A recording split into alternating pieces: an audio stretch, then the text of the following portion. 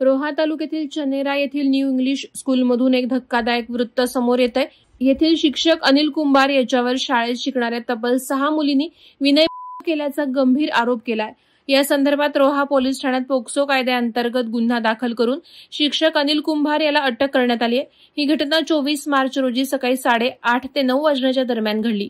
पीडित विद्यार्थिनी वर्गात शिकत असताना आरोपी शिक्षक अनिल कुंभार यानं त्यांना त्यांच्या इच्छेविरुद्ध अयोग्यरित्या स्पर्श करून विनय केल्याची तक्रार 6 विद्यार्थिनींनी केली आहे। त्यांच्या वक्तव्याच्या आधारे पोलिसांनी तातडीने कारवाई करून आरोपी अनिल कुंभार याला अटक करण्यात आली आहे। या प्रकरणाचा तपास पोलीस निरीक्षक मारुती पाटील यांच्या नेतृत्वाखाली पोलीस सब इन्स्पेक्टर खतीब यांच्या मार्फत सुरू आहे। याबाबत आरोपी विरुद्ध पुरेसे पुरावे गोळा केले जात असून त्या आधारे लवकरच कायदेशीर पावलं उचलली जातील असं पोलिसांनी सांगितलंय। या प्रकरणात पोस्को कायद्याची कलमं लावण्यात आली असून त्यामुळे आरोपीला कठोरात कठोर शिक्षा होण्याची शक्यता आहे।